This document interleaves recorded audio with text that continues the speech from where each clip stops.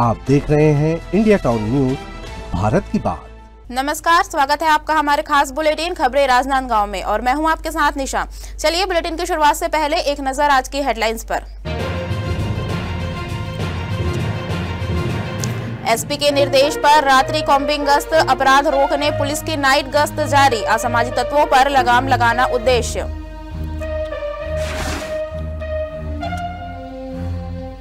मोतीपुर तुलसीपुर में अंडरब्रिज निर्माण को लेकर चिंता, स्थानीय लोगों ने जिला कलेक्टर से की मुलाकात, कलेक्टर ने दिया नुकसान न होने का आश्वासन। धूमधाम से मनाया गया सत्य साईं बाबा का जन्मदिन, भक्तों ने जन्मदिन पर सेवा का लिया संकल्प, बाबा की शिक्षाओं से पूरी दुनिया लाभान्वित। धान खरीदी में अड़चन, किसानों के नाम पोर्टल पर गलत, कलेक्टर से मिले किसान।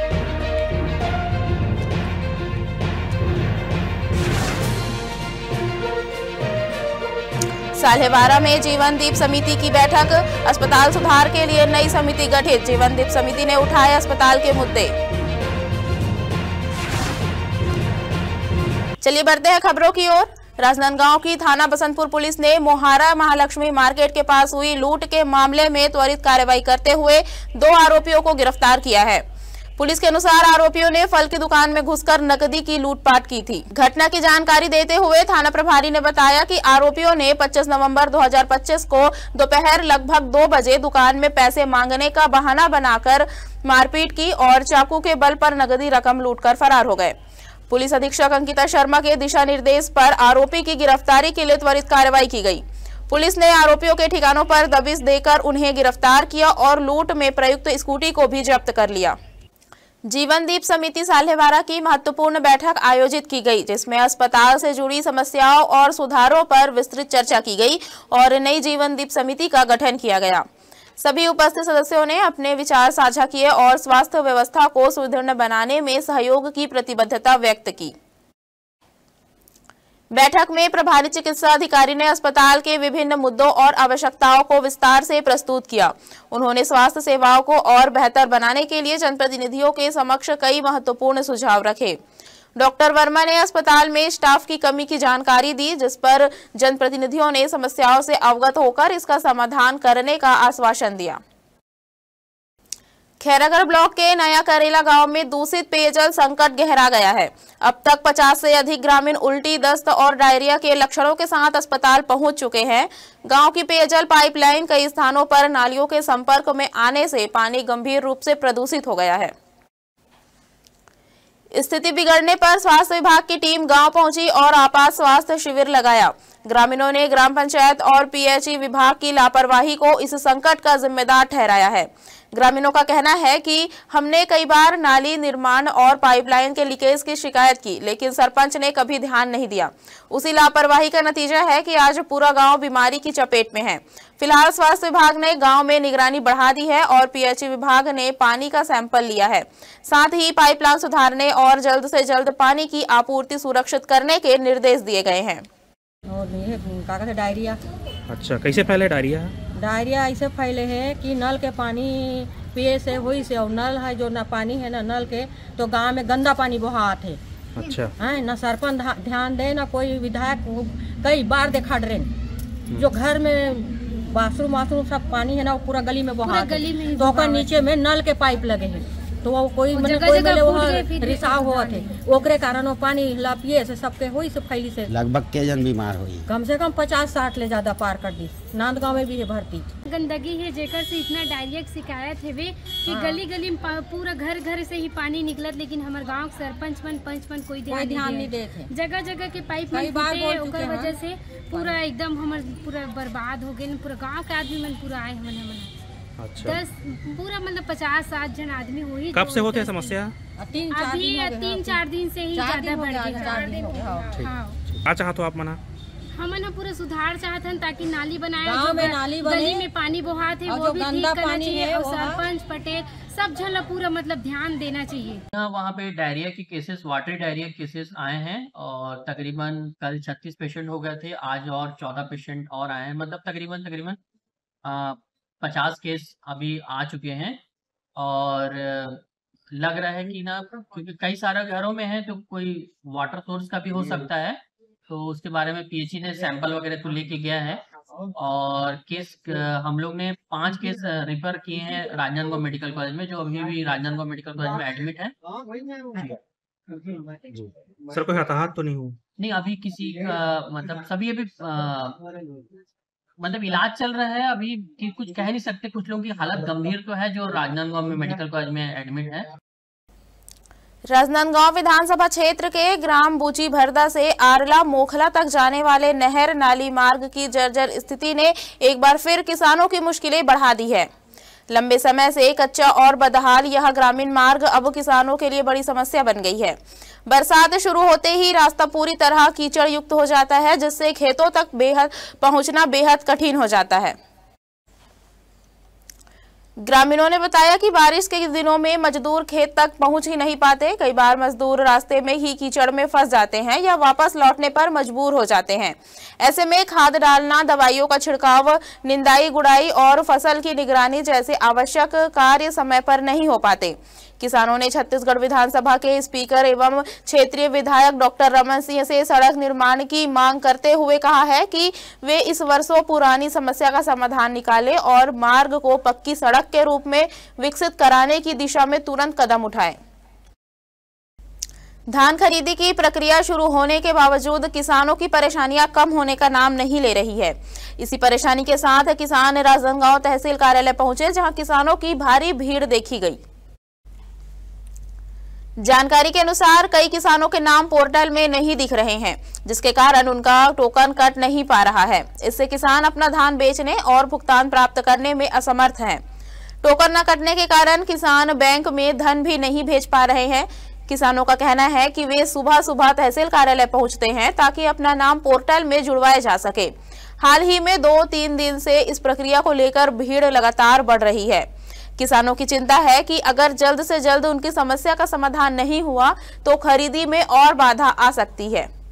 हाँ, टोकन कटने में परेशानी ये है, कल मैं खसरा पटवारी की गलती के कारण अन्य फसल दर्शाया गया, उनको दुरुस्ती करने के लिए मैंने कल राजनांदगांव ऑफिस में यहाँ कमरा नंबर 5 में आया था। और 5 में आने के बाद 10 बजे से खड़ा होकर के मेरा नंबर 3:30 बजे लगा, और लगने के बाद उसने बताया कि हमने आपका काम कर दिया है, सुधार दिया है। लेकिन रात रुकने के बाद आज सवेरे जब हमने टोकन कटाने के लिए ऑनलाइन में गया तो बताया कि नहीं, आपका तो सुधरा नहीं, उतना ही है, 43 कुंटल दिखा रहा है, जबकि आपका 57। मैंने बोला मेरा तो 57 कुंटल का है। तो फिर वहाँ से दौड़ते हुए मैं फिर यहाँ कार्यालय में आया हूँ, और कार्यालय में कमरा नंबर 5 में तो उसने बताया कि नहीं सर, हमने तो आपका ओके कर दिया है।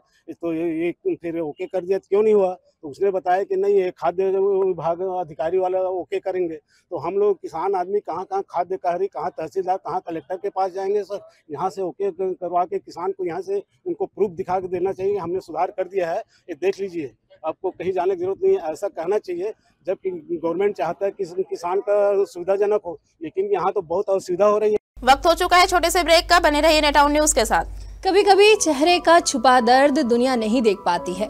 दाग, मुहासे, झाइयां सब आपके आत्मविश्वास को कम कर देता है, पर अब नहीं, क्योंकि Rukhsana glow and fair face pack जो दे आपकी स्किन को वो प्यार जो सिर्फ प्रकृति दे सकती है। हर लेयर को साफ करे, हर दाग को करे हल्का, और आपकी मुस्कान फिर से लौटाए, because you deserve to glow naturally. Rukhsana herbal beauty product Amazon, Meesho और फ्लिपकार्ट में भी उपलब्ध। अमीन मोटर्स उड़ान ई रिक्शा छत्तीसगढ़ का नंबर 1 ई रिक्शा शोरूम, जहां आपको सभी प्रकार के ई रिक्शा के वैरायटीज उपलब्ध मिलेंगे। हमारा ई रिक्शा काफी मजबूत है और ये सालों साल चलता है, तो आज ही घर ले आइए आरटीओ इंश्योरेंस के साथ। हमारा पता है अमीन मोटर्स, प्यारेलाल चौक, GE रोड, न्यायालय के पास, राजनांदगांव। 9827174038 7724047008। राजनांदगांव का मोतीपुर और तुलसीपुर श्रमिक बाहुल्य क्षेत्र, जहां बीएनसी मिल्स के पूर्व श्रमिकों का निवास है। यहां रेलवे क्रॉसिंग ने अंडरब्रिज बनाने की स्वीकृति दी गई थी, जिस पर स्थानीय लोगों ने शासन प्रशासन से आग्रह किया था कि आम गरीब लोगों के घरों को नुकसान पहुंचाए बिना छोटा पैदल अंडरब्रिज बनाया जाए। रेलवे विभाग द्वारा नक्शा भी तैयार किया गया था। हाल ही में खबर आई कि मोतीपुर और तुलसीपुर में बड़ी संख्या में गरीब लोगों के घरों को तोड़कर बड़ा अंडरब्रिज बनाया जा सकता है। इसी सिलसिले में स्थानीय लोगों ने जिला कलेक्टर से मुलाकात की। इस संबंध में कलेक्टर जितेंद्र यादव ने आश्वासन दिया कि मोतीपुर अंडरब्रिज निर्माण कार्य किसी भी व्यक्ति या घर को नुकसान पहुंचाए बिना पूरा किया जाएगा। उन्होंने कहा कि रेलवे विभाग से चर्चा कर स्थिति को समझा जाएगा और फिर उसी आधार पर आगे का निर्णय लिया जाएगा। दरअसल मोतीपुर अंडरब्रिज निर्माण को लेकर स्थानीय लोगों में चिंता बनी हुई थी। कलेक्टर ने भरोसा दिलाया कि इस परियोजना में किसी भी आम नागरिक को नुकसान नहीं होगा। उन्होंने कहा कि रेल विभाग से चर्चा कर पूरी स्थिति स्पष्ट की जाएगी और निर्णय उसी अनुसार लिया जाएगा। कलेक्टर साहब से मुलाकात होने के बाद कलेक्टर साहब ने हमें ये आश्वासन दिया कि हम रेलवे अधिकारी को बुला करके मीटिंग कर लिए हैं। अब ये स्थिति बन गई है कि वहाँ पर किसी प्रकार का कोई तोड़ फोड़ नहीं होगा। आप लोग जो चाह रहे हो उस तरह का छोटा अंडरब्रिज ही बनाया जाएगा। कलेक्टर साहब ने हमको ये जवाब दिया कि कोई तोड़ फोड़ नहीं होगा। आप स्थानीय लोगों का क्या संतुष्ट हैं? हम लोग को सर से बहुत बड़ा बोझ हट गया। लोगों के दिमाग में ये था कि बेचारे गरीब मजदूर वर्ग के लोगों का घर द्वार टूट जाएगा, दुकान मकान टूट जाएगा, पूरे रहवासी इधर उधर हो जाएंगे।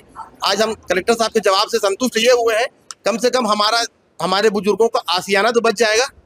हाँ, कलेक्टर साहब से हमने मुलाकात किया। ये कहा कि बड़ा अंडरब्रिज नहीं चाहिए सर, छोटा अंडरब्रिज ही चाहिए जिससे किसी का नुकसान ना हो। सिर्फ हम लोगों को आने जाने का रास्ता चाहिए।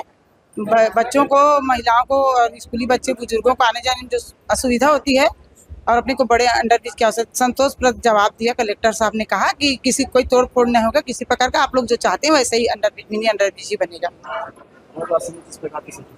बहुत संतुष्ट है हम लोग को। आज बहुत अच्छा लगा। कई दिनों से नींद नहीं आ रहा था, टेंशन की वजह से। दुकानदारी बंद हो जाएगी, खाना भी खाने की इच्छा नहीं हो रही थी, दुकान बंद हो जाएगा, सबका तोड़ फोड़ हो जाएगा। एक तो 14 में जो तोड़ फोड़ होता उससे उबर नहीं पाए लोग अभी तक। फिर तोड़ फोड़ होता तो बहुत कष्टदायक होता है ना सर। तो बहुत अच्छा लगा संतोषप्रद जवाब सुन के कलेक्टर साहब का।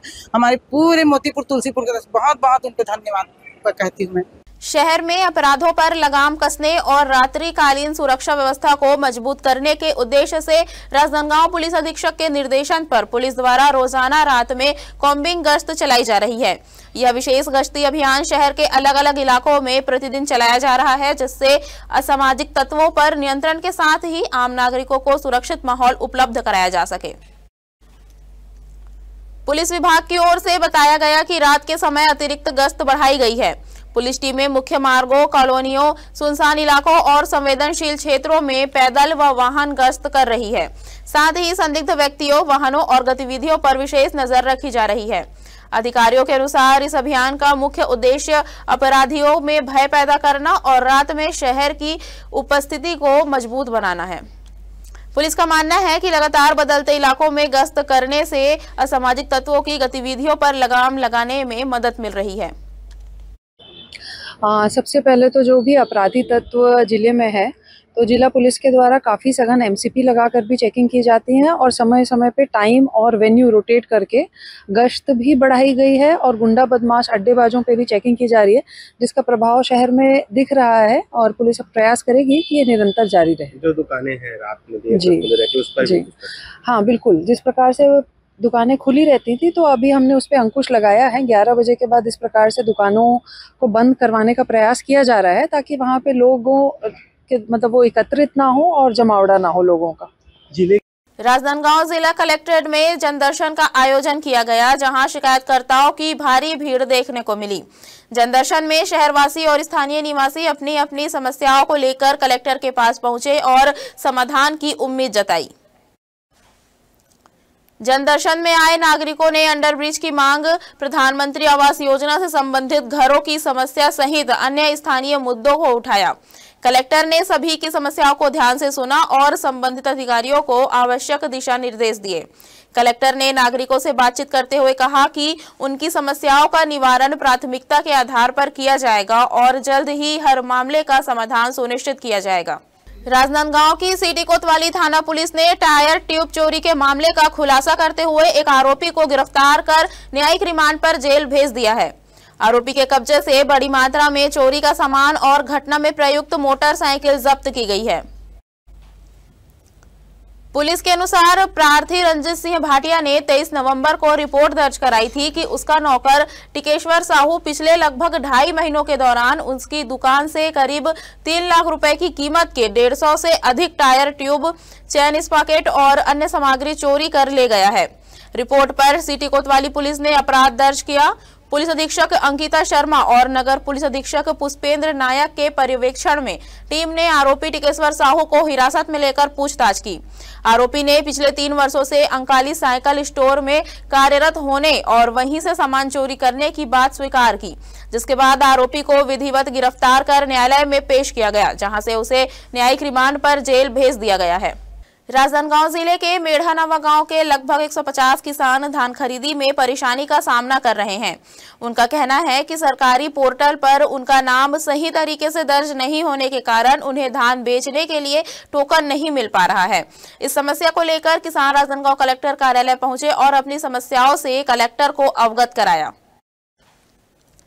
किसानों के अनुसार उनके नाम अलग अलग धान समितियों के पोर्टल पर दर्ज हो गए हैं, जो उनके गांव से काफी दूर है। इससे उन्हें धान बेचने के लिए लंबी दूरी तय करनी पड़ रही है और समय के साथ मेहनत दोनों की हानि हो रही है। किसानों ने कलेक्टर से मांग की है कि उनका नाम सही समिति यानी कोलिहापुरी समिति में ही दर्ज किया जाए।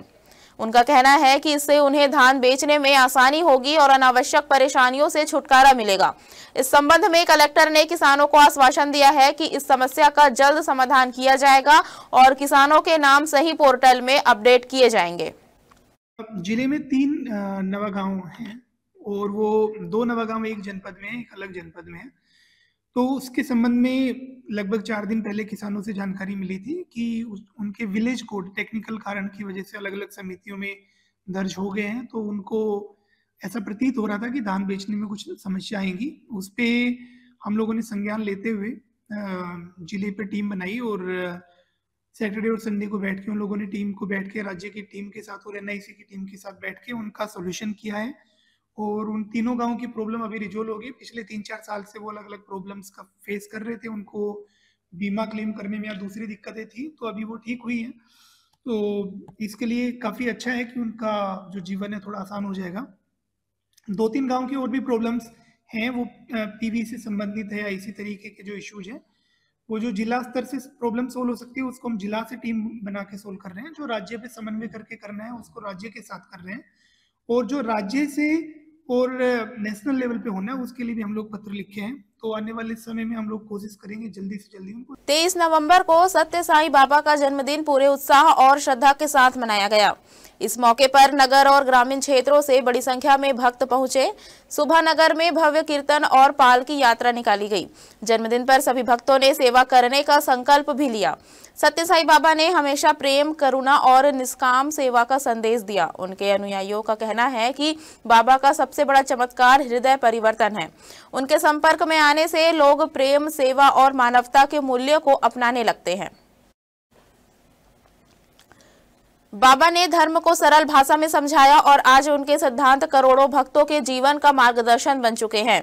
उनके द्वारा स्थापित सुपर स्पेशलिटी अस्पताल हृदय, नेत्र और मस्तिष्क रोगों का निःशुल्क इलाज करते हैं। इसके अलावा उनके विश्वविद्यालय विश्व स्तरीय शिक्षा प्रदान कर रहे हैं और देश विदेश से विद्यार्थी अध्ययन के लिए आते हैं। सत्य साईं बाबा का संदेश केवल किसी एक धर्म तक सीमित नहीं है। उनका धर्म मानवता है और उनकी भाषा प्रेम की भाषा है। उन्होंने ज्ञान, कर्म और भक्ति के मार्ग दिखाए और अपने जीवन से उन्हें मूर्त रूप दिया। आज उनके जीवन और शिक्षाओं से पूरी दुनिया लाभ उठा रही है। उनके अनुयायी मानते हैं कि कर्म, प्रेम, सेवा और ज्ञान के मार्ग पर चलकर ही मानवता का भविष्य उज्जवल बनाया जा सकता है। हमारे खास बुलेटिन खबरें राजनांदगांव में फिलहाल इतना ही। मुझे दीजिए इजाजत, नमस्कार। आप देख रहे हैं इंडिया टाउन न्यूज, भारत की बात।